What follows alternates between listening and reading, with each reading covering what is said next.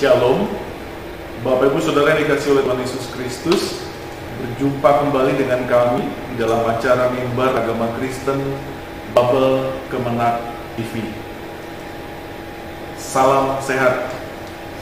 Bapak Ibu Saudara yang dikasihi oleh Tuhan Yesus Kristus, pada saat ini kita kembali merenungkan firman Tuhan dan kita membuka bagian Alkitab yang akan kita baca, terambil dari Kisah Para Rasul pasal yang ke-9 ayat 32 sampai dengan ayatnya yang ke-35. Demikian firman Tuhan. Petrus menyembuhkan Eneas dan membangkitkan Dorcas. Pada waktu itu Petrus berjalan keliling mengadakan kunjungan kemana-mana. Dalam perjalanan itu ia singgah juga kepada orang-orang kudus yang di Lida. Di situ didapatinya seorang bernama Eneas yang telah 8 tahun terbaring tempat tidur karena lumpuh. Kata Petrus kepadanya, "Eneas, Yesus Kristus menyembuhkan engkau. Bangunlah dan bereskanlah tempat tidurmu." Seketika itu juga bangunlah orang itu. Semua penduduk Lida dan Saron melihat dia, lalu mereka berbalik kepada Tuhan. Bapak Ibu Saudara dikasihi oleh Tuhan Yesus Kristus, kita pernah dan sering kali mendengarkan ungkapan bahwa sehat itu mahal harganya. Kenapa bisa mahal? Karena pada saat orang jatuh di dalam sakit, orang akan berusaha untuk mencapai satu kondisi untuk dia kembali sehat. Dan menjadi sehat itu tidaklah murah. Dia harus membayar dokter, dia harus membayar rumah sakit, dia harus membayar obat-obatan yang harganya tidak murah dan mungkin juga sulit didapat. Terlebih pada saat ini kondisi kita di masa-masa pandemi COVID-19 ini, Bapak Ibu Saudara, kita bisa melihat orang-orang yang sakit berusaha dengan segala cara dan upaya supaya mereka bisa kembali sehat seperti kita. Dan itu membutuhkan proses, Bapak Ibu Saudara. Tidak serta-merta pada saat minum obat satu kali langsung sembuh. Membutuhkan waktu yang sangat lama. Terlebih pada saat kondisi pasien-pasien yang sakitnya jauh lebih berat. Apalagi kita bisa melihat bagaimana orang-orang yang positif COVID-19, ada yang sembuh, bahkan ada juga yang meninggal. Sekali lagi Bapak Ibu Saudara, kalau kita berada pada kondisi sakit, itu adalah sesuatu kondisi yang sangat tidak nyaman, tidak enak, dan betul-betul membutuhkan pertolongan banyak orang. Bacaan kita pada saat ini ada informasi yang mengatakan kepada kita bahwa seorang yang bernama Eneas, dia sudah sakit lumpuh selama 8 tahun. Orang yang lumpuh itu sangat-sangat tidak mandiri. Dia betul-betul bergantung kepada orang lain. Dia tidak bisa melakukan aktivitas seperti orang lain. Segala sesuatu yang dia lakukan haruslah dengan bantuan keluarga ataupun orang-orang yang ada di sekitar. Bukan 1-2 bulan, Bapak Ibu Saudara. 8 tahun dia terbaring sakit. Dalam kelumpuhan inilah kita bisa melihat bahwa Eneas sangat bergantung sekali lagi kepada orang lain dan tidak bisa berbuat apa-apa. Bapak Ibu bisa bayangkan kalau kita sakit 1 minggu saja di rumah, kita sudah merasa bosan. Kita mau keluar untuk boleh beraktivitas. Tetapi ini 8 tahun. Firman Tuhan mau mengatakan kepada kita pada saat ini, Bapak Ibu Saudara, bahwa apa yang dilakukan oleh Petrus pada saat itu, dia berjumpa dengan Eneas, lalu dia berkata bahwa Yesus Kristus telah menyembuhkan engkau, bangunlah dan bereskanlah tempat tidur. Lalu pada saat itu Eneas sembuh dan dia bisa beraktivitas sama seperti orang lain. Ada sukacita yang besar yang diberikan Yesus kepada Eneas.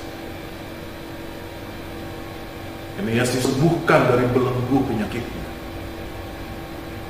Ini menjadi sebuah berita yang sangat besar kepada banyak orang, dan banyak orang akhirnya pada percaya kepada Yesus. Kesaksian yang dilakukan oleh Petrus kepada Eneas. Perenungan kita dari firman Tuhan ini, Bapak Ibu Saudara, kita bisa melihat bahwa Yesus Kristus begitu berkuasa atas kehidupan kita. Di saat kita sakit, di saat kita sehat, di saat kita senang, di saat kita sedih, di saat kita jatuh, ataupun di saat kita berada di atas, kita harus mengakui dan percaya bahwa Yesus berkuasa atas kehidupan kita, keluarga kita, pekerjaan kita, usaha kita, pelayanan kita, semua aspek kehidupan yang ada di dalam hidup kita, Yesus berkuasa atasnya. Di masa-masa pandemi seperti ini, Bapak Ibu Saudara, ada banyak hal yang harus kita renungkan bersama. Saya kasih contoh. Sebelum masa pandemi, kita tidak pernah dan jarang sekali menggunakan masker. Tapi pada saat ini, aturan membuat kita dalam beraktivitas harus menggunakan masker. Apa yang terjadi? Orang mengeluh, susah bernafas Pak Pendeta, tidak nyaman beraktivitas. Di situ kita harus merenungkan bagaimana Tuhan menciptakan dan memberikan oksigen yang bersih selama ini kepada kita sebelum masa pandemi. Tetapi seringkali kita tidak menghargai itu, bahwa itu adalah berkat yang luar biasa yang Tuhan berikan kepada kita.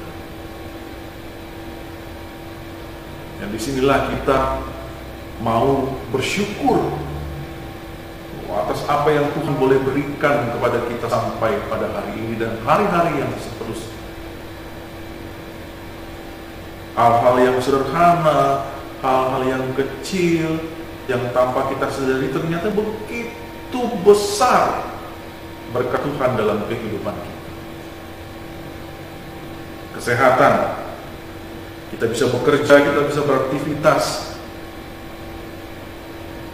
Bapak Ibu bisa bayangkan kita bisa berada di Wisma Atlet di Jakarta yang harus mengalami perawatan karena kena COVID-19. Tidak hanya 1 hari, Bapak Ibu Saudara. Isolasi mandiri itu bisa 14 hari. Kalau masih positif, dilanjutkan lagi 14 hari. Kita tidak bisa kemana-mana, kita harus mengkonsumsi obat, kita harus ikut protokol kesehatan, kita dibatasi sedemikian rupa. Atau mungkin kita tidak perlulah sampai pada kasus COVID. Kalau kita opname saja di rumah sakit, dengan selang infus di mana-mana, kita tidak bisa pergi seenaknya, makan dan minum kita dibatasi. Sangat-sangat tidak damai sejahtera, tidak menyenangkan. Nah, itulah kondisinya. Tetapi harus kita lewati semuanya dengan sebuah pemahaman dan pemikiran bahwa memang Tuhan yang berkuasa atas kehidupan kita. Dia bisa memberikan kapan saja, sekaligus dia juga bisa mengambil kapan saja. Karena memang Yesus yang berkuasa atas kehidupan kita. Kita memahami sedemikian rupa, maka hidup kita sepenuhnya juga harus kita berikan kepada Tuhan. Kita berserah kepada Tuhan. Kita berharap kepada Tuhan. Kita menyembah kepada Tuhan. Dan sekaligus kita bersyukur kepada Tuhan. Dan itu juga akan membuat kita, Bapak Ibu Saudara, hidup dalam damai sejahtera Tuhan. Tuhan Yesus memberkati kita semua. Shalom.